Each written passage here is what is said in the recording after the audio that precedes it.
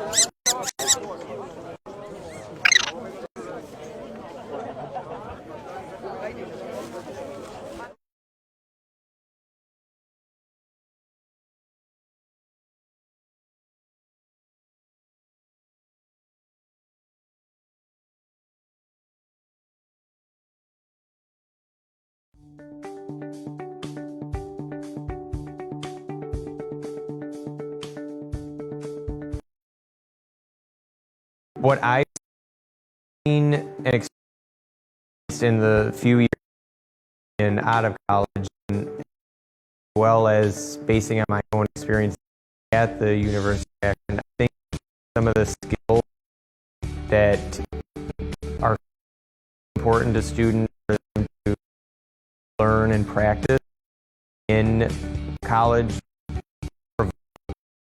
around to solve and understand is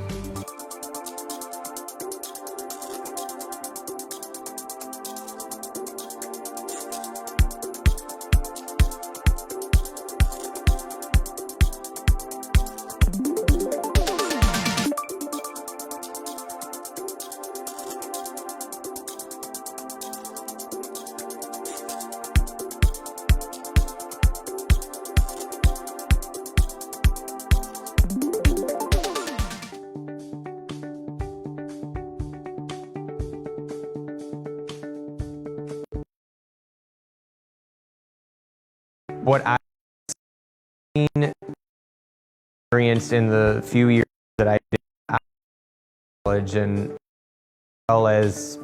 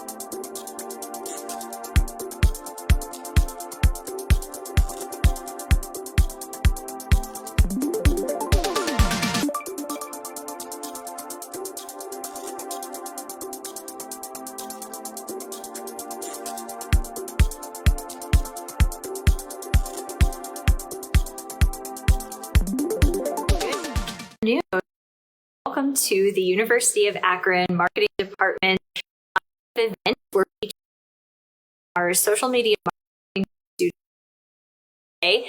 They are doing a live event about influencers. And so all of the we're going to be covering today are about influencer marketing. So please join us over the next or so to learn more about this exciting topic. And we look forward to having you.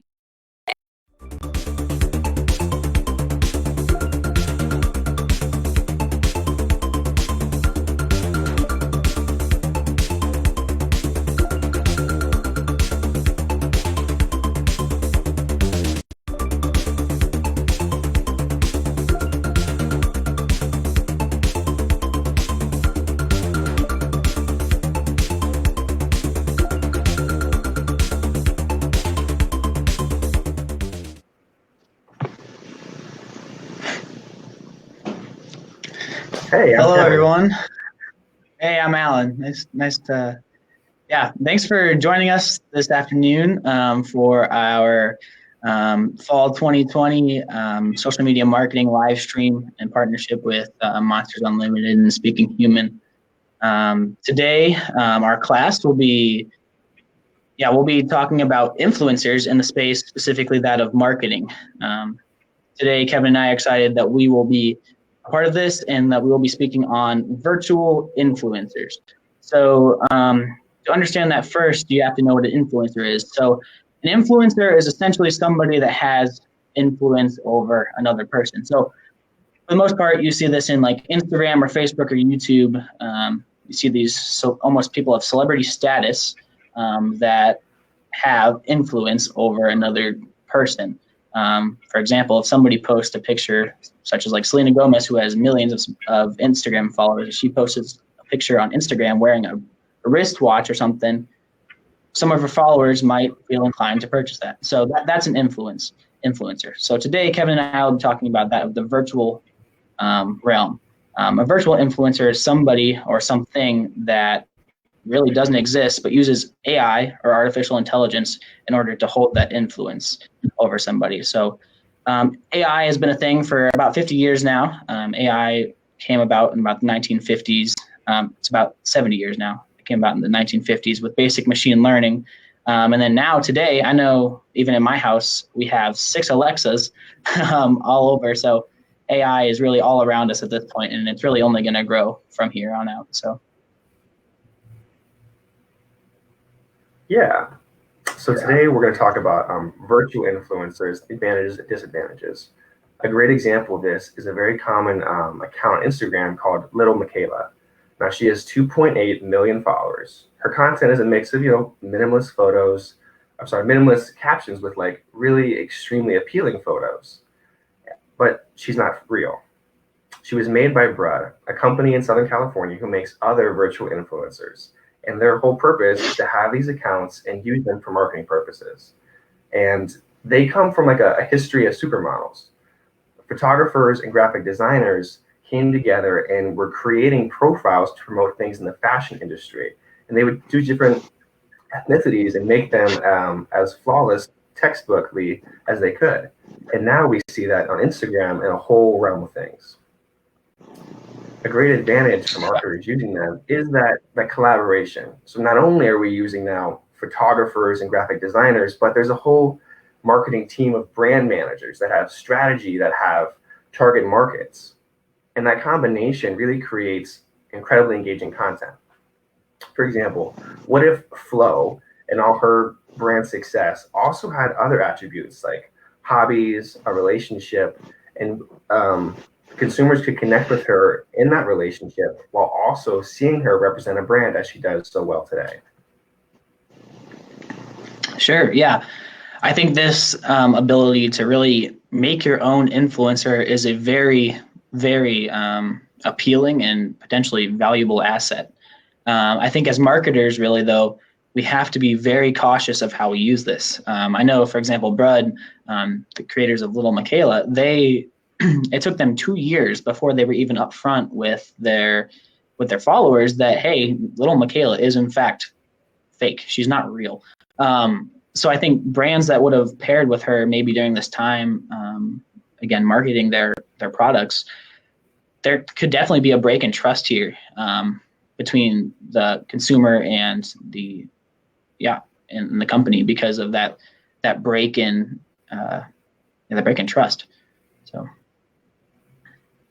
Yeah, I mean, I totally agree. I think this using virtual influence just could be really powerful, but that same effect could have a really negative consequence if it acts like a bait and switch. If someone is creating or establishing a relationship with a brand or with an influencer and then come to find out that it wasn't real, that disingenuousness is something that's unethical. But in closing, I would say that we should look to see these artificial intelligence virtual influencers grow in all we do. And I think we can really enjoy what they have to offer as a business opportunity, but also just being the practical art in a really cool new digital medium. Sure. Yeah, and I agree. So yeah, in closing, I believe that virtual influencers, while proven to have been effective and are effective, should be used with severe caution. I think virtual influencers as a new technology leave much to be unknown until really there's more data to back it up. So I think if a company were to bank on that right now, that could almost be a vital mistake. So I think that we should use it very cautiously. I agree, man. Well, thanks for joining us, guys, and stay tuned for the next group. Cool. Thanks.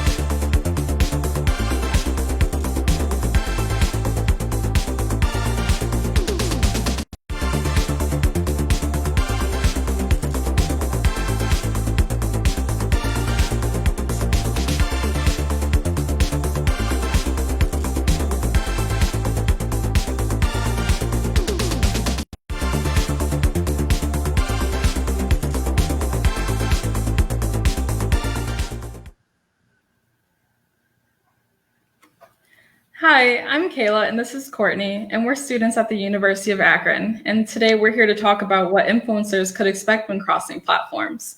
So, as you may have heard, TikTok has been in the news recently with the possibility of the app being banned from the United States.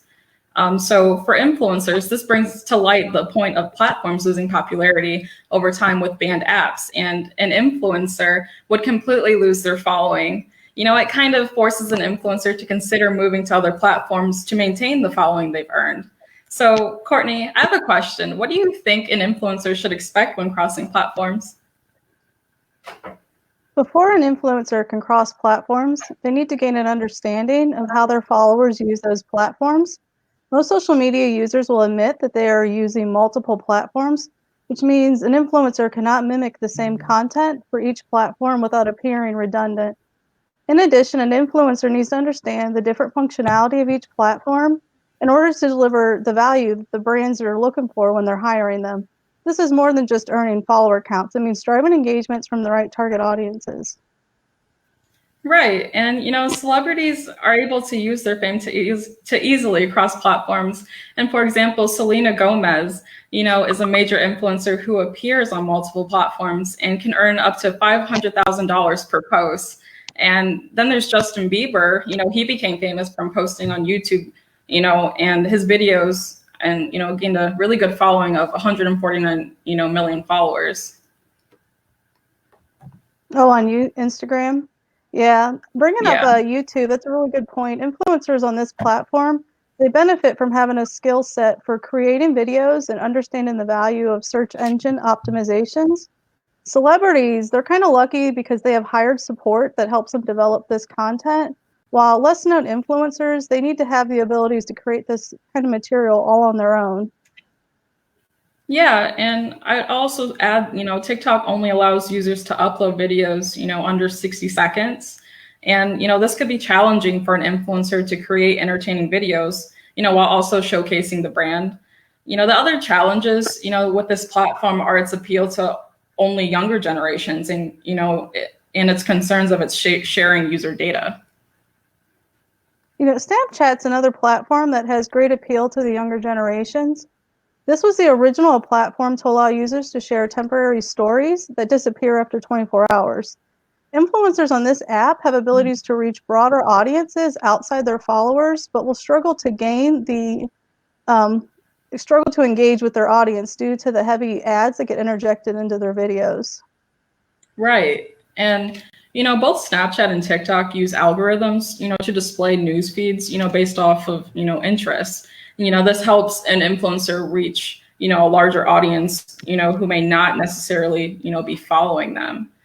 And so going off of that, I have another question. While these platforms are increasing in their popularity, what are some of the other challenges influencers may face when crossing into platforms such as Facebook, Instagram, or Twitter? Influencers on these platforms, they earn the greatest value when they can grow their followings. This can be more challenging with the overwhelming amount of advertisements that are found on news feeds. In addition, many companies have started using data gained from its users to help brands effectively reach their target audiences. This is direct competition to influencers and has started to push people away from these platforms, especially with the upcoming elections. Exactly. I agree with that. And not to mention, Facebook is also losing its appeal to younger generations, who are moving towards Instagram and TikTok. And, personally, I only use the platform to stay connected with family and friends. I kind of get bored with the amount of advertisements, on my timeline. I feel the same way. So outside of the challenges that we've mentioned for these specific platforms, what are some of the other challenges that influencers might run into when crossing platforms? I would say the biggest challenge for any influencer is overcoming the learning curve for each platform. Each platform has, a different appeal to its users. And for instance, LinkedIn is known for professional networking. Instagram and TikTok are known for entertainment. Twitter is known for its conversation. And YouTube is, known for its educational appeal. To kind of add to that, each platform has its own set of analytics that influencers need to learn how to use and evaluate. The more an influencer is able to adjust from using this information, the better they are at demonstrating their value for the brands that are hiring them. Right. I definitely agree with that. So now we've kind of talked about the challenges of influencers crossing platforms. What do you think are some of the benefits? I would say, from an influencer standpoint, they have potential for increasing their, earnings. Brands will hire influencers to post relevant content and stream live feeds on various platforms. TikTok also offers influencers the ability to earn income from fans gifting. What do you mean by gifting? Well, TikTok has a feature built into its platform that allows users to give money to like other fans. And so the feature to collect money directly from their fan bases. So what you're saying is that outside of increased income, crossing platforms helps influencers grow their own brand awareness and build a sustainable future. As mentioned before, with TikTok being banned as a possibility, it shows that influencers need to consider that crossing platforms is the best way to overcome these kind of challenges.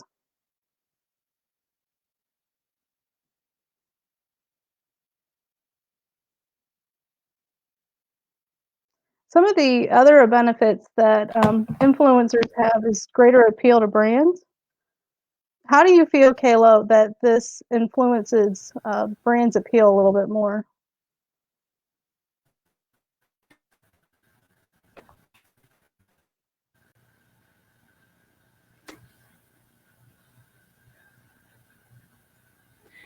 Oh, and another benefit is that influencers will have, a greater appeal to brands when they have followings on various platforms. Yeah, so how do you feel that it appeals more to brands? Well, influencers have the opportunity to help increase brand exposure from through cross-channel marketing strategies. This helps them reach multiple audiences on different platforms. So to kind of summarize, influencers who cross platforms are able to increase their net worth, provide greater appeal to brands, reach larger audiences, and outlive platforms that might lose their popularity. Can you think of any other benefits to crossing platforms? The platform is constantly evolving and offering new features. Like LinkedIn recently started using the stories feature found in other platforms. For an influencer to stay relevant, they would need to be proactive in learning to use these features to their benefits. I think another big challenge that influencers and marketers are starting to face is that aligning their opinions on hot button topics. Brands have to be diligent in kind of watching their influencers' activities on all their different platforms to ensure that their voices all align on some of the big conversations that are impacting our country at this time, such as politics, race, gender equality, and even COVID.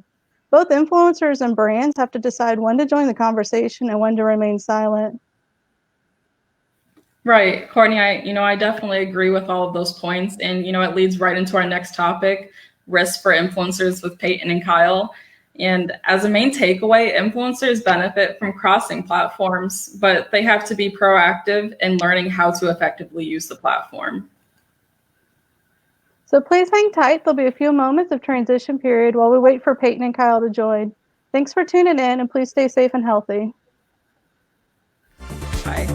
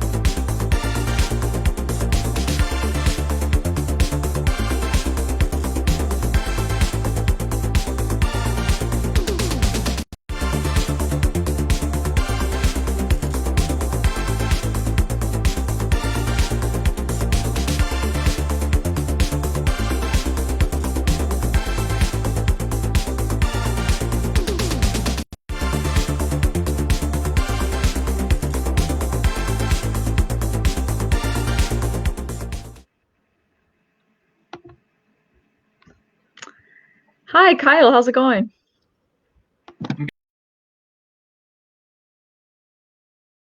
This is our group, and we're going to be talking a little bit about risk management with influencers, which is a little bit different. Mm-hmm. Yeah, so risk management, influencer marketing, it's undeniably becoming a sensation. It's really popular, really booming out with social media. But obviously, as with any endeavor, especially in marketing, there are definite risks, some potential concerns you just want to keep out for, or keep on the lookout for when you would go about that process. Yes, so I have an interesting statistic for you, actually. So 60% of marketers are planning to increase their influencer marketing budgets over the next year. So it's not shocking that more and more people are transitioning into this influencer marketing phase, especially because the return on investment that you're going to get on this. So for every dollar spent on influencer marketing, you're going to make $6.50 back on that $1 that you spend. Right, and obviously that's a great number. You want the largest return on investment you can, and $6 for every $1, average is great, obviously. But there's a reason that it is so popular, and of course that comes at the cost of keeping an eye out on certain things to do. Anything from just best practice, like in good faith and everything, all the way down to actual written laws and regulations, just to keep everything. If it was easy, it wouldn't make so much. It wouldn't be so beneficial to consumers. And I think there are a lot of brands that may not be doing it all correctly. They may have some misunderstandings. So I think we can talk about some ways to fix those, help that out. Sure. So let's talk a little bit maybe about first starting finding your influencer and what that process is like and what you should be looking for in influencers. Right. So, when you're looking for an influencer, obviously you want to do your research. You want to make sure you're making an informed decision on what they stand for, if they align with the company or the brand's values and the message that you're trying to send, especially if it's like a certain campaign or a certain kind of promotion for a specific product or something. You really want to create like the most beneficial, mutually beneficial, synergetic relationship that you can, and you want it to feel natural. You don't want it to seem like you just picked whoever's hot right now, off and paid them to say something for your brand, because people will see that and they'll get turned off by it. And really with both parties, they'll get turned off of the brand itself, and they could even get upset with the influencer for kind of that selling out mentality. Yeah, absolutely. And I think what's important, not only finding an influencer that matches that synergy of your brand, but also just making sure that they actually are a fan of the brand and promoting products that they enjoy. So it's always good practice to send them if they haven't tried it before, send them your product and make sure that they use it, make sure that they understand it, so that when they're telling their followers about the product, they can describe it in more detail, and they can really uphold that transparency about their relationship with the brand as well. Yeah, I think, and especially what you just said, transparency really is the key.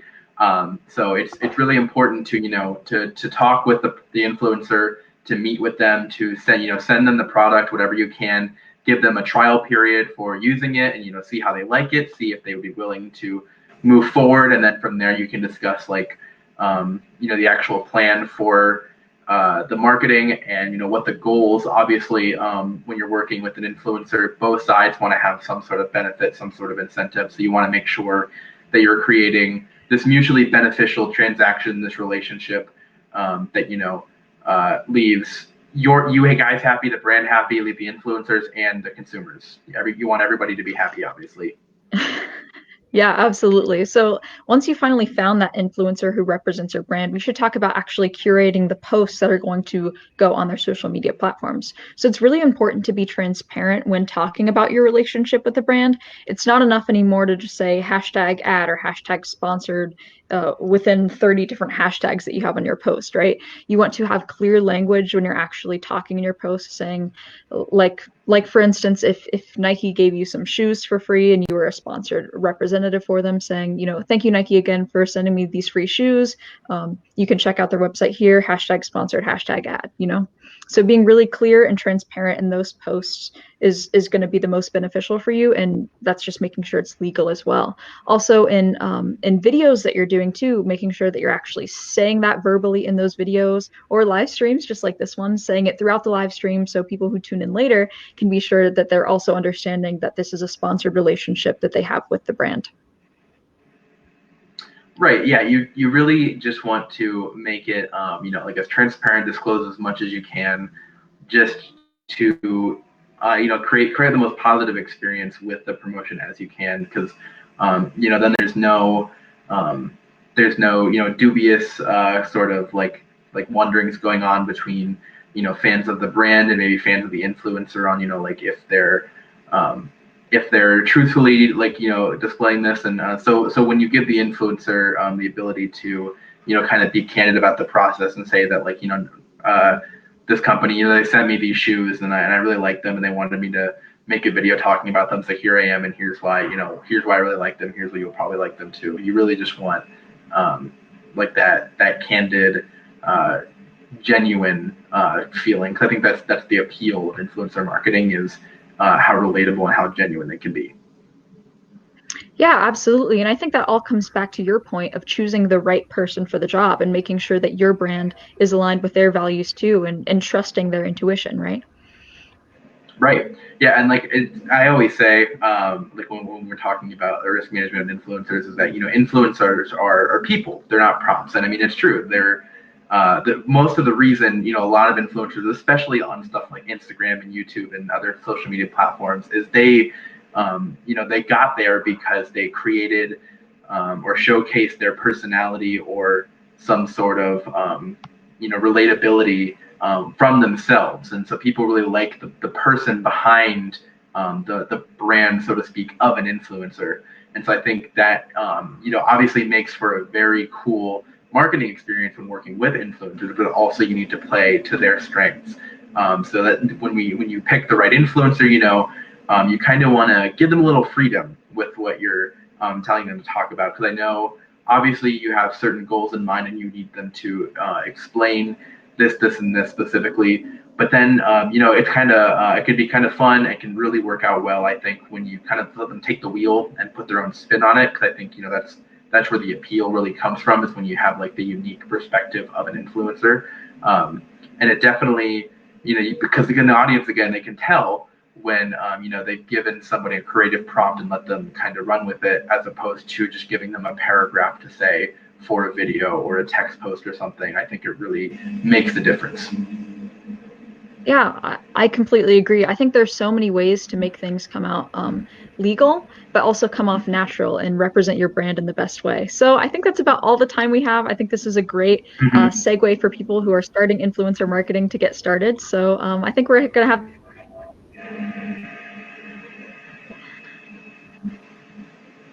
All right. We'll move on to the next group.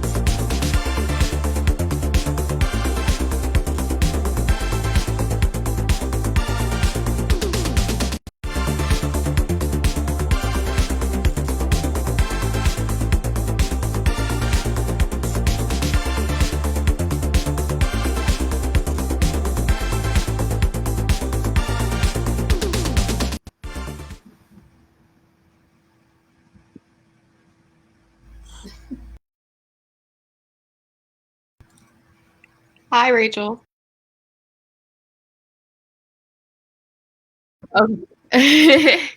So, hi guys. We're going to be talking about different personas that go along with influencers. And basically, the first question that I have for Rachel is, what exactly is a persona when it comes to influencers? Yeah, so the first group I think talked a little about influencers, but a persona specifically is, like a person's character that's perceived. So when you put persona and influencer together, it's really the the character perceived by potential buyers for a product or service. And I think just to kind of sum up our whole thing, that's why it's so important for a brand to identify the right person, is because is how they're perceived as a person, is how they're perceived as a brand. So in the last group kind of talked about how influencers can generate a lot of sales. So it's really important that a brand does a lot of investigation on different influencers' personas so that it aligns with their brand. Question for you, Liz. Yeah, question for you. What are the different types of personas that you can see in an influencer? There are three main ones that I want to hit on. The first one is a disruptor, who basically is the type of influencer who, once a brand will post something, they will go back and question it just to start a healthy conversation. Do you want to give me an example of that?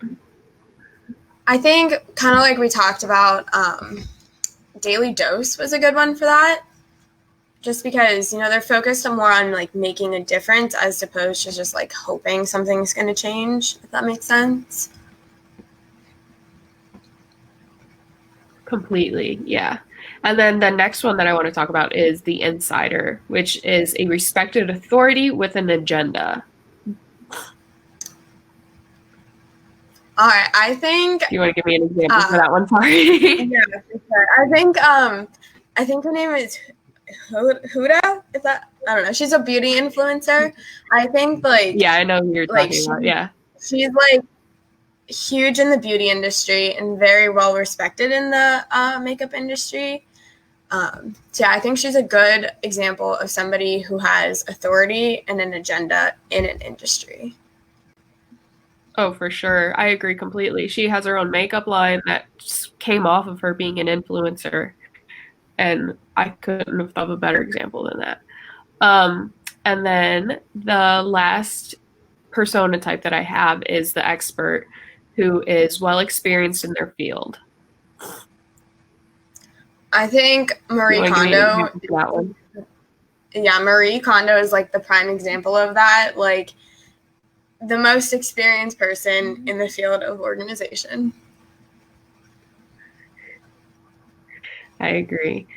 How would you identify someone's persona?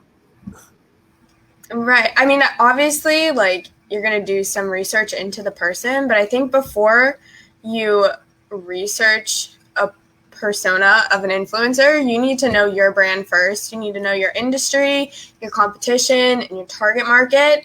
And from there, you can start looking into influencers' target markets and their followings. I think it's even better if you can find an influencer who already has somewhat of a relationship with your product, or, you know, positive mentions of your product, and that's going to help your partnership seem a lot more genuine. So do you think that there's a right and a wrong persona? I would say yeah, but it would depend on your brand. Like you were saying, you want to have the right persona for your brand. You don't want to have an influencer who has a completely different view and how they act on social media than what you would want. Right. That's exactly what I was thinking. I think it's so important that an influencer like has the same persona that your brand exhibits. And, you know, a good influencer should not be about the following, but the quality of the posts that they have, their ethics, their morals. And like going back to the examples we already gave, I think Daily Dose has 1.6 million, and then Huda has like 48. So they're both different types of like personas with, you know, varying degrees of followers, but that's not what's like important. It's the quality of their relationships that they have with their followers. And like I've already said, like you need to know your own brand to make sure that that relationship with your persona, your influencer persona, is genuine. And then kind of going off that right persona, I totally agree with you that there's definitely a wrong persona. I think when I think of wrong persona, like say you're a small beauty brand or startup, like first off, you're not going to be able to afford Jeffree Star as a influencer for you. But I mean, if you think about his reputation, it's like a lot of drama. And I don't think that you would want that associated with your brand that you're trying to bring up and like have positive relationship with. So I think from his end, him promoting your brand that nobody's heard of is going to be so like inauthentic, and your followers and his followers are going to be super skeptical. So I think a wrong persona is definitely a thing, and it can be super detrimental to your brand if, you know, it's not relevant to your reach and it comes off dishonest and inauthentic. So I definitely think there's a right persona and a wrong persona. Like Liz said, it's very, it depends on your brand, really. So do you think that a persona can change in an influencer? Yes, I do. They can sometimes change their personas, like how they're presenting themselves on social media. And if they do change, there could be completely like really bad consequences that come with it to the brand, and not only the brand, but also the influencer. Two of the personas that you could see within one influencer. They could be a disruptor, but also an expert. Most of the time, an expert really knows their stuff in that field, so they are more likely to generate a conversation when they post something. And like I was saying about the consequences, a few of the consequences could definitely be losing followers, or the support of the brand you could, if you're an influencer and you do change your personas and it's not what you guys agreed on, then you could definitely lose that brand as a supporter. Right. I guess just to wrap that up, it doesn't really, there's definitely a right and a wrong persona in the 3 different types of personas: the disruptor, the insider, and the expert. And I think no matter what your marketing goal is or what type of persona you're looking for, they should have a few standard qualities. They should have some, like, whatever reach, but a positive connection with their reach. And your goal really shouldn't be to find somebody with the most followers. I think you need to focus more on, finding a persona that aligns with your brand, because you don't want somebody to promote your brand if they don't believe in what you actually have to offer. I completely find agree. someone that doesn't, you got to find someone who doesn't come off fake and dishonest. I think there's a lot of that going on with, people just trying to make it big and be an influencer. But I think you got to focus on a really high quality influencer, and that's gonna be what makes a good influencer. But yeah, I think, Liz, do you have anything else to add on? Not really. I completely agree with everything that you said. It's big for a brand to find their right personas. If the influencer doesn't have the right persona, then they're not the influencer for that brand. And that's it. Just sit tight for the next group. I think they're going to be talking Thanks, about guys. brand relationships. So, bye. Yeah.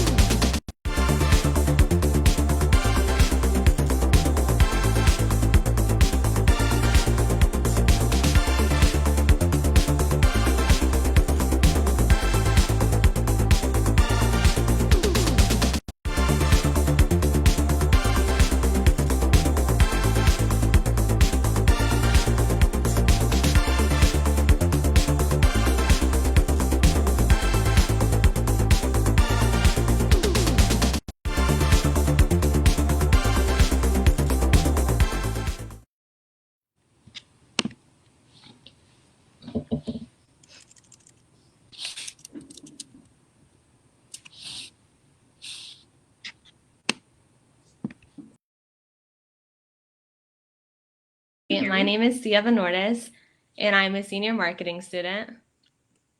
I can't hear you.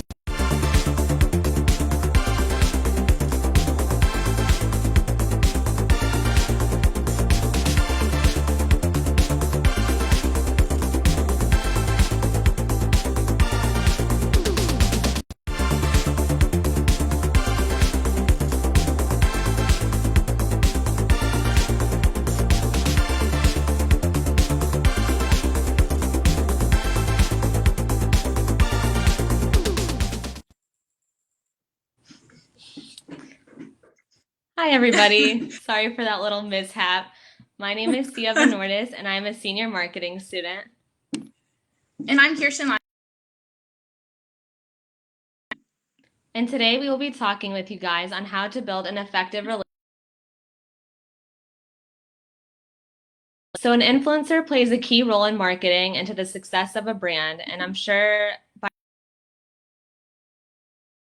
but just to sum it up, they are often real-life consumers who have an in-depth knowledge about.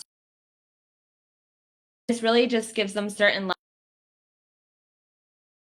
desired actions. Research on this, and I found maintaining that. And the first tip is to find amongst the influencer and the brand. Second, you should acknowledge that influencer in order to build trust between the two. And lastly, immerse the influencer with the brand. This will just create the overall goal of loyalty. So going back to my first point of finding the appropriate influencer, you want to start off by finding somebody who is naturally aligned with the brand. So this is typically somebody who is an avid user of the products or services that your brand has to offer. And not only are you looking for somebody who is an avid user, but more importantly, somebody who derives value from that brand. And the first influencer that kind of came to my mind as we were doing this research was Charli D'Amelio, who is one of the most popular TikTok influencers right now.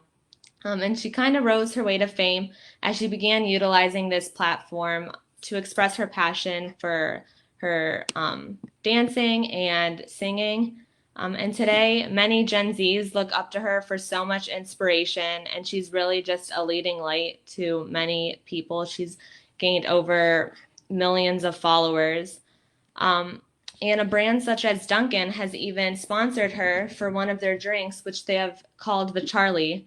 So many of her followers from the TikTok platform have come to Dunkin' because they have kind of this partnership with her, which just not only helps Charli's reputation, but brings a lot of people into the brand of Dunkin' as well. And so if she continues to be this leading light for her followers, she is going to do great things for not only herself, but the brands that support her as well. But on the other hand, if she might take a turn for the worse and might ruin her reputation, things could not only ruin her, but could be detrimental to the brand as well. And I think, Kirsten, you had an example of this. Yeah, absolutely. So the main part is you want to find an influencer who aligns with your brand. So a lot of times when you don't, it kind of does more harm than good. So an example of that is a YouTuber. His name is Logan Paul, and he has like close to like 20 million followers. And so these brands obviously had reached out to him and just said, hey, can we work with you? Can you promote our products? He said yes. Well, then he started getting into a little deep water and started engaging in some like scandalous behavior, and it upset his followers. So then those followers in turn went back to these companies and said, hey, why are you supporting somebody who does this, this, and this? Like, this is not right. So it created a lot of negative feedback for the brand and for Logan himself, but it affected the brand more. Yeah, and that is just a great example that you really need to find an influencer who you can trust, because if they do make one mistake like that, it's not only hurting them, but all those brands that have supported them throughout the way. So that's super important to find. And then after you find that appropriate influencer, the next step in the process is to acknowledge that influencer. And this will ultimately build trust between the two, between the brand and the influencer. Just show them why you value them. Influencers are typically people too, so they have that human side to them, and they just want to have like a personal connection. So make sure you stay connected, typically through emails. Send them a personalized message as opposed to mass emails. It'll just make them feel warm and like there's something special. And then with that, you should also take their feedback into consideration as if they were any other employee that you have on your team. They're honestly probably more important than an employee because they bring in a whole bunch of new people to your brand. And yeah, once again, just treat them like any other person. Ask them like, what's wrong? How are things working?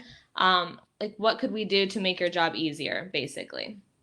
And so that's really going to be where the trust comes from. And lastly, the last step to building this effective relationship would be to immerse your influencer with the brand. And this ultimately just builds loyalty between the two. It's important to provide your influencer with that creative license so that the influencer can continue to show forth their true personality and their authenticity. That's really why influencers came to rise to where they are today, because they are just so authentic. So if a brand is too controlling and overbearing on them, this is really just going to be detrimental to their relationship. So just allow them to have that creative license. And more importantly, consumers are more inclined to make a purchase or just kind of follow the brand if they see an influencer portraying it, as opposed to traditional media that's coming from the brand messaging itself. So your influencers are super important in marketing and bringing attention to your brand. And then with immersing your influencers to the brand, you should invite them to any external events that your brand is hosting, just so that they become acquainted with the culture, so that they feel included. And this not only will provide them with a sense of inclusion, but they would also be able to take photos, share it on their posts, just kind of spread the word to any of their followers to bring more attention to that brand. And so, those are just the 3 key points to creating that long-lasting relationship amongst your influencer and brand. And I'm going to pass it on to you, Kirsten, to talk about if things don't always go as planned, or if things just kind of break up between that relationship. Yeah, so ultimately the main goal of the brand and an influencer is to continue to keep a positive and professional relationship. That's kind of the end goal that you want for both the parties. But as I said earlier, it doesn't always go that way. And sometimes companies, when they see that their influencer is kind of engaging in some questionable behavior, they'll just make a statement and say, hey, we've decided to cut ties with this influencer. His values don't align with our brand. So that's kind of the way they tend to go about it. But on the other hand, it can also go really well. So sometimes influencers' contracts are up and the brands are like, okay, we just decided to part ways with you. Sometimes they'll disagree on pay and influencers want more money and the brand's like, no. And then the other time is brands will just renegotiate terms because they've had such a positive, or that influencer has brought such a positive impact to their brand itself. So they want to keep that relationship and not lose it. So all of this in conclusion shows that an influencer plays a huge role in the success of a brand. If a influencer creates a bad reputation, it kind of looks a little bad for that brand. So that's what they're trying to stay away from. Ideally, we want this relationship to be effective in the best way possible. And the ultimate goal is to drive sales and create brand awareness. Yeah, and that's really just super important. You really just want to build that strong relationship, and not only build it, but maintain it. Because if you do cut ties with that, sometimes it might end on bad terms, like you said. But if that was the only option, you'd obviously hope to end on good terms. So, we just want to thank you all very much for tuning in then to our discussion today. And we hope you gained something valuable from our brand influencer relationships. We're now going to pass this along to Claire and Emilio, who will now be talking about influencers and brand and marketing performance. Thanks. Hope you guys have a great day.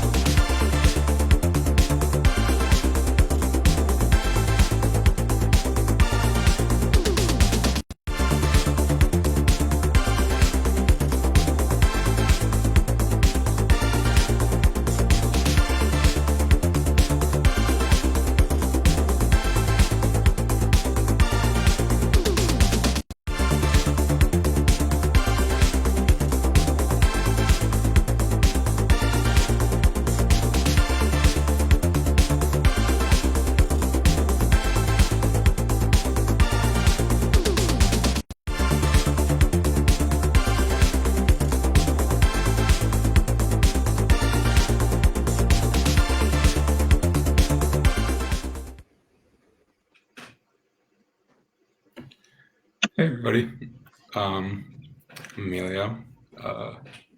I'm Claire. And we're going to be talking about how to go about measuring the effectiveness of an influencer campaign and how effective they are.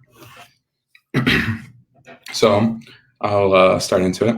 There's a couple of different ways you can go about tracking the performance of an influencer. You can use like site metrics from whatever site you're posting onto, third-party marketing software, or more traditional methods that you would use for like television or print. So starting with site metrics, you can look at the impressions, or how many people have seen your post, and the engagement of that, which is how many people have clicked on it or liked it or whatever. So you can look at the engagement rate of those posts, and that's a really effective way to tell how effective a particular post is. You can also look at like shares, likes, comments, things like that. But the engagement rate is really effective way of seeing how effective the post is itself. You can also track things like metrics like that using third-party software. And you can use applications like HubSpot and Keyhole. They're both great for like large businesses because you can track like basically you can track the conversation happening around your brand by tracking certain keywords and certain hashtags. And you can see what people are talking about and see what people are talking about related to your brand or related to your brand and the influencer, things like that. What would be better for a smaller business is a tool like ShareSale, which basically allows you to create affiliate links. So if somebody clicks on, you give your influencer a particular link, and you can measure how many people are going to your site from the influencer's link. That's a really good way to measure the effectiveness again. And also, based on that, maybe not everybody is going to be clicking on the link directly from the influencer. So if you want, say you're targeting a Gen Z audience with a TikTok influencer, and maybe you want to see more than the affiliate link gives you, you can measure the demographic changes in either your like customers or your email list signups to see like if there's an influx of Gen Z people signing up, then it's a good sign for the effectiveness of the campaign. And you can also use other methods that are like more traditional for different types of marketing campaigns. So you can do, you can run focus groups before and after your influencer campaign, ideally with your target demographic that you're targeting with the influencer campaign, so that you can kind of get an idea of a shift in brand perception. And you can kind of do the same thing with surveys, just, different kind of ways of going about getting the same sort of information. You're going to get more of a range with focus groups, but you can get more people with surveys. So now we've gone over how to sort of track the effectiveness of them. I'm going to give it to Claire to talk about how effective influencers are. Thanks, Emilio. So I dove into a lot of research during this, trying to figure out the effectiveness of influencers, right? So we know how to track them, but are they effective? So the first really interesting fact I found was that engagement rate actually peaks at 1,000 followers. So the more followers you have over 1,000, the lower your engagement rate is actually going to be. And micro influencers are a huge trend right now, and they actually pull in a 60% higher engagement rate. They're 6.2 or 6.7 times more cost effective and have a 22% higher conversion rate. So I wondered why. Well, micro influencers usually have much more targeted audiences, so that's obviously a very big reason. They're also way more authentic. They're just your average everyday people, so consumers tend to trust them and their recommendations more, hence the higher conversion rate. And this is really key for small businesses because 97% of micro influencers actually charge less than $500 to work with a company. And sometimes you don't even have to pay an upfront cost to work with these influencers. So that's giving small businesses a really big opportunity that they've never had before to market in the same ways and reach as many people as these big companies are. That being said, I wouldn't really recommend micro influencers for those larger companies. I feel they should stick on the same path with the regular influencers, you know, hundreds of thousands of followers, but still pick ones that are authentic and that connect with the audience you're targeting. So I really think micro influencers are a trend that are going to stay and really help small businesses. Amelia, do you have anything to add?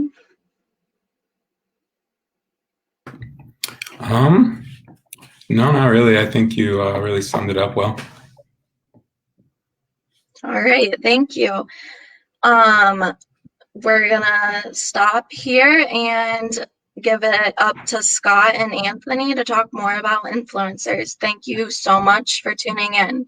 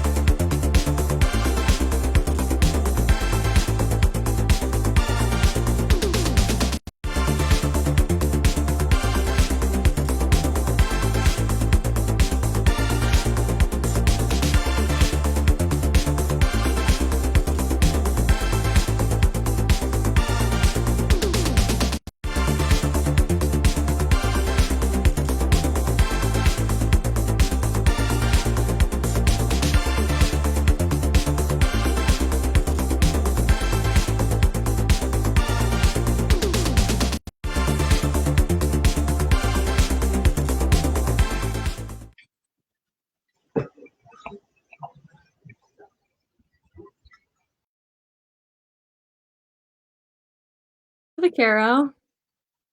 And I'm Charlie Bingler. About how an influencer can increase his or her credibility of a brand of his or her own.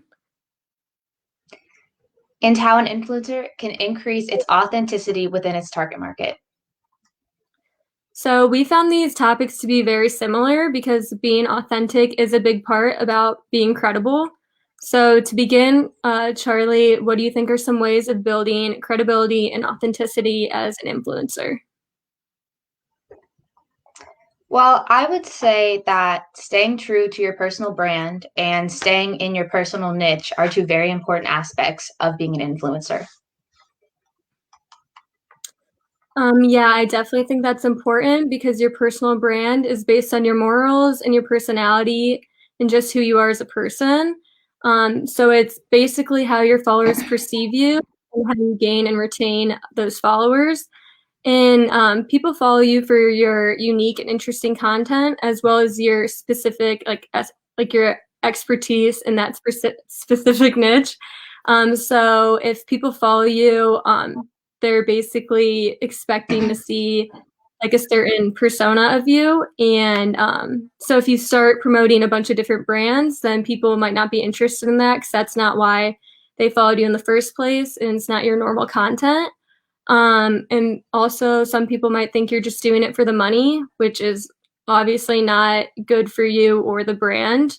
And some other things that make a good influencer are being knowledgeable and passionate about what you're promoting. Yeah, I definitely agree with that. Being knowledgeable and passionate about what you're promoting is essential to being successful in influencer marketing. And it also just plays a huge role when questioning your authenticity and your credibility. because you have to think about their reach and how it affects the people that are engaging with them. If followers are asking questions and the influencer doesn't have the answer, it not only looks bad for their own brand, but it also looks bad for the brand they are promoting. When we say, when we are being knowledgeable about products, we mean that you need to know the ingredients, how to use it, the pros and cons, and basically just like an idea of how it works and how people can ask about it. Yeah, and touching on that a little bit more, a good influencer is one that is always eager to learn more and stay up to date on all the latest trends and what's happening right now. And it is important that your followers can tell that you completely and utterly love what you're doing in your life, that they want to share it with you and like share it with others. This will show that you are authentic and real as you're putting that out there for the world to see. Yeah, going off of that point, being real over social media platforms means that you need to have a balance between your original content and then the content you're promoting. Influencers tend to lose their credibility when they post a majority of sponsored content because they're losing touch with that personal niche that they've built. And that also affects their personal brand. This could result in a loss of followers and a huge decrease in engagement, which is really important to how influencers work. And so that means they need to continue to post about their life that their followers love and want to engage with. Yeah, I definitely agree with that.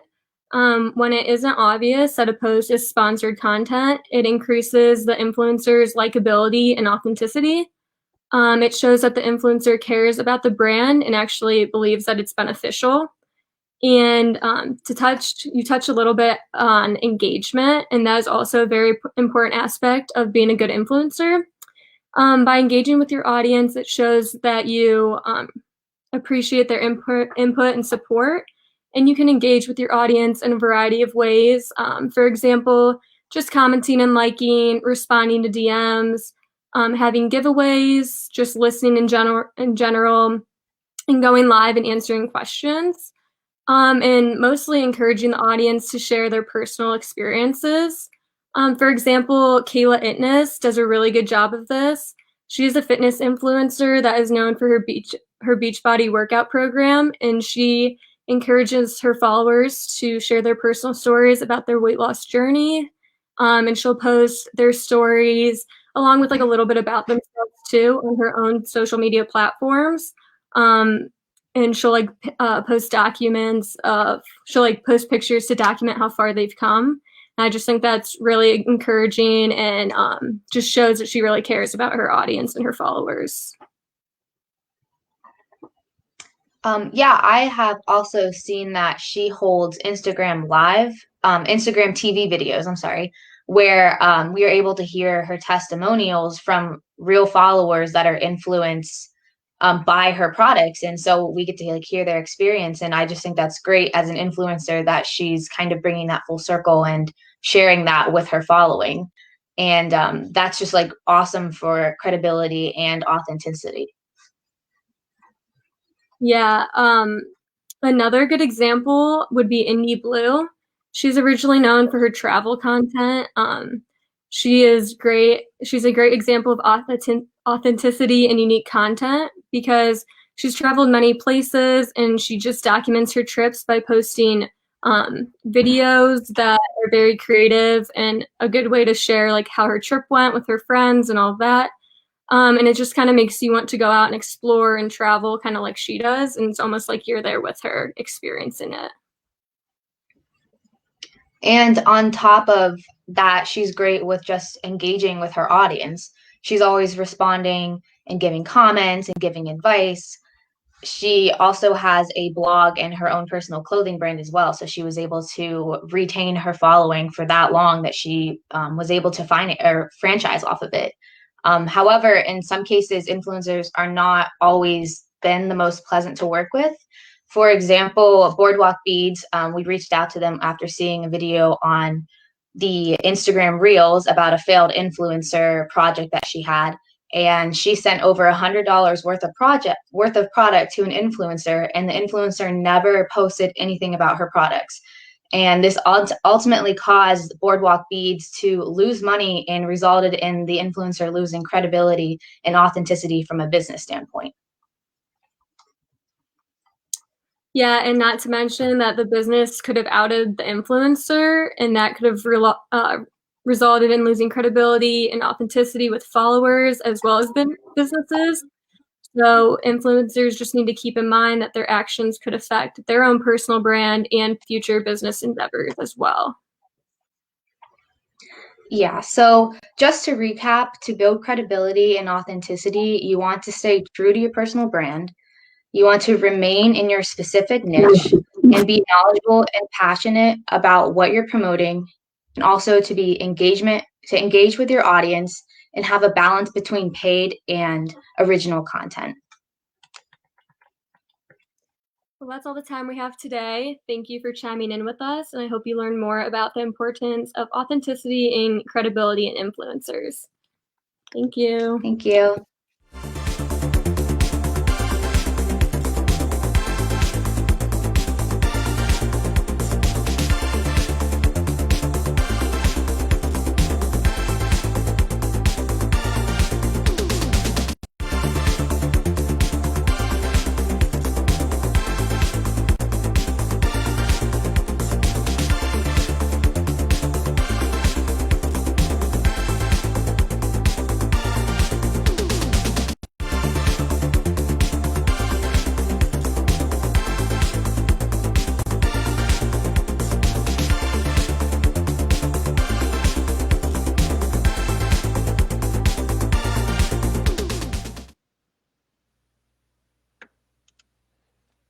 Okay, I believe we're live. Hi, everyone. I'm Scott Campbell. And I'm Anthony Wright Rogers. And welcome to the last presentation of the day. Excited to bring it to you.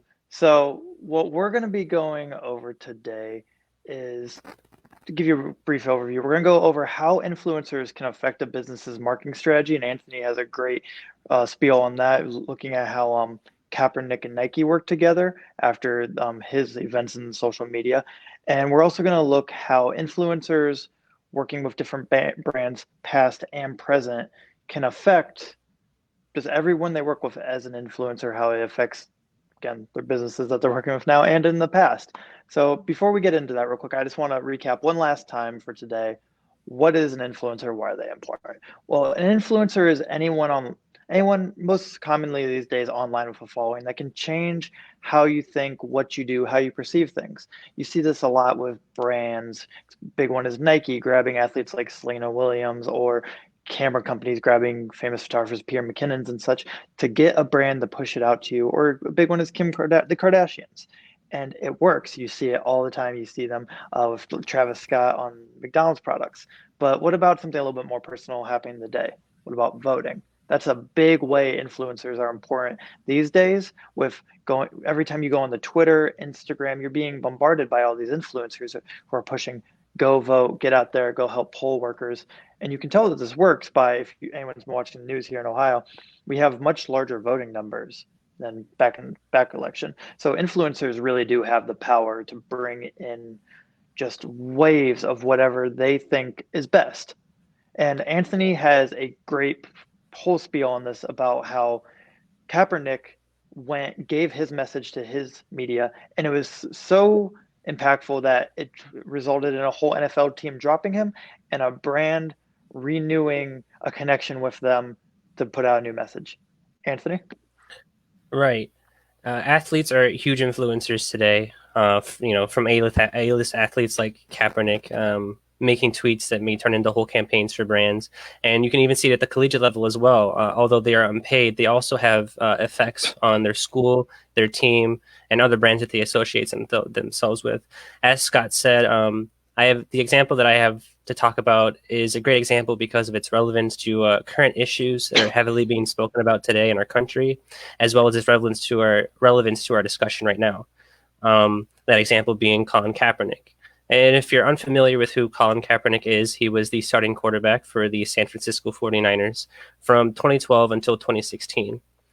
At the start of the 2016 NFL season, Colin made the decision to kneel for the national anthem at the beginning of each of his games in protest of social injustice and police brutality. This decision sparked a lot of controversy as well as praise from many different kinds of people.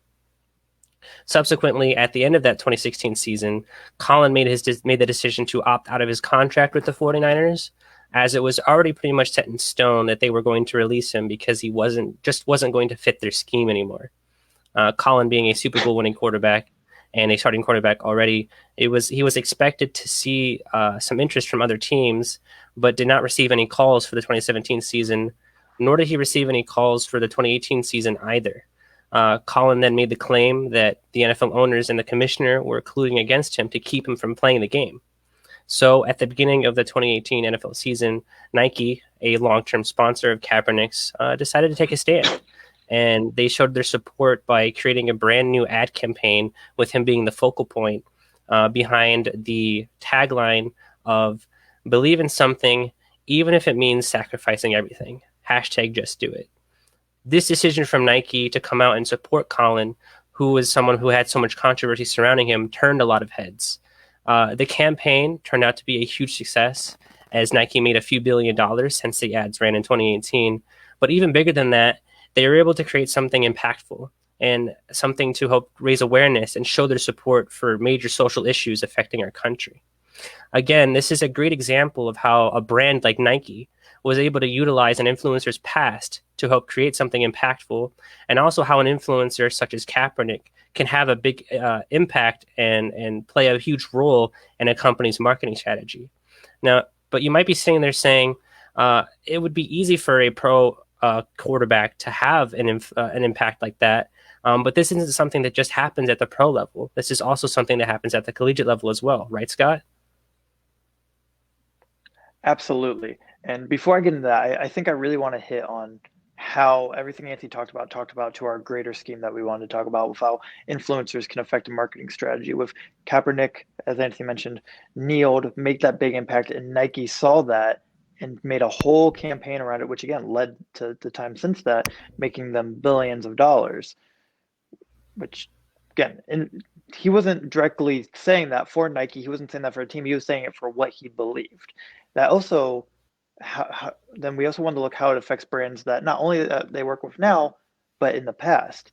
Now, once he wasn't truly an influencer of his football team when he was working with them, he was an employee. But after he left and was influencing and talking, the things he was saying now were going against his team, the prior business that he was with, and hurt them bad because people were taking Kaepernick's side. But as Anthony mentioned, it's not just these NFL players, A-list celebrities that are making all this uproar when it comes to all this. It can be smaller, and I wanted to look at that with college athletes, mostly connecting to home for us. We all know, especially me and Anthony being big sports fans, that football was supposed to be canceled this fall. Teams were bringing it back, but it wasn't supposed to come back to the MAC, aka your Akron, Kent, yada, yada, yada. And there was no plans to bring it back until a group of players, all on their own initiative, from Kent, Akron, Buffalo, Ohio State, all used their platform online and started telling their followers, putting out stories, tweets, we want to play. Which then, after weeks and weeks of this, it got such a big message that it got across to the MAC. They voted, they're bringing football back in the fall. But why does this matter? Why does this matter to anyone except people like me and Anthony that like to watch football or be a part of it? Well, you got to think about all the the economy attached to it: food, catering, hotel, transportation. That's all through the power of these college influencers bringing this out. And that, on every micro level, each of those businesses now have to change their marketing strategy to it's coming back. The local food places need to start coming up with advertisements to get students who are going to be watching home to order their food. Transportation for the people that can come to the games. These limo companies and such, taxis, everything need to have that ready. So it's just, no matter what level you are, A-list, NFL, down to collegiate, or just influencer in any means, they can affect all these local businesses, the business they work for, past or present. Their words don't just matter in the now. So an overview, we hit on how influencers can affect brands they're working with past and present, how they can change their marketing strategy with a heavy look on athletes, mainly Colin Kaepernick and college athletes, and how they affect the world around them through social media. That's all the time we have for now. I'm Scott Campbell. And I'm Anthony Wright Rogers. And thank you for being here. After a short transition, we're gonna hand it over to Alexa Fox for the closing remarks. Thanks for having us. Thank you so much for joining us today. I hope you learned a lot about influencer marketing from our senior level social media marketing students. Please do connect with them on LinkedIn and continue to stay up to date with the Department of Marketing here at the University of Akron. Thanks again for attending, and go Zips.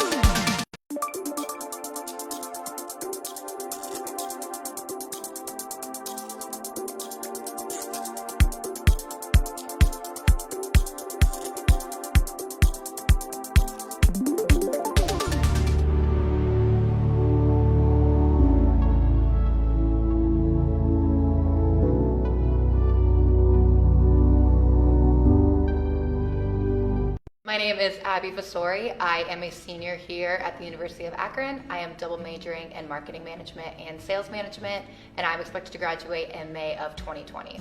I did my internship this past summer at Ralph Lauren in New York City. I was a part of the corporate summer internship program.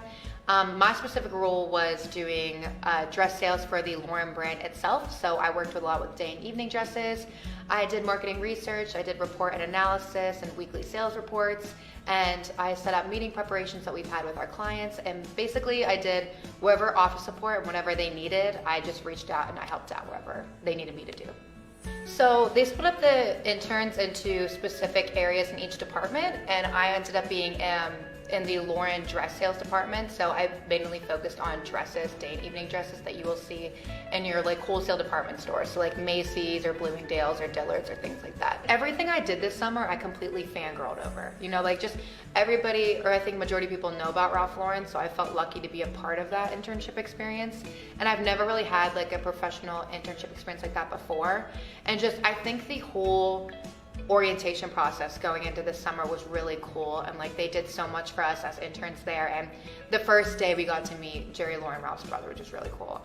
I would definitely think the classes that I took so far helped me a lot just to understand more of like the business corporation side, just because I didn't really know like a lot going into it, but I kind of had an idea with like the Excel classes that I've taken and like the marketing research classes.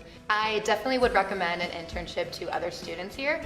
I think it's a great way to go out into the real world and get that hands-on experience. And personally, I think that in college, you can only learn so much behind the desk in the classroom. You can memorize every note that the professor gives you, or the PowerPoint or the TED Talk video that you're watching, but there comes a point where I think everybody has to get out there and experience for themselves what it is like working in an office environment.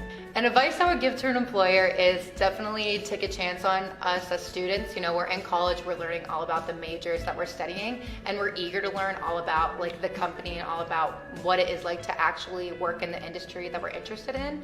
But I also think too, like we want to know as much as we can about that employer and the other employees in the company, and like why they chose this field and why they loved it so much and what draw it to them. And I think it's like important to just to have that experience. That way you can kind of like match up and see, oh, is this really what I want to do? Is this the career I want to pursue?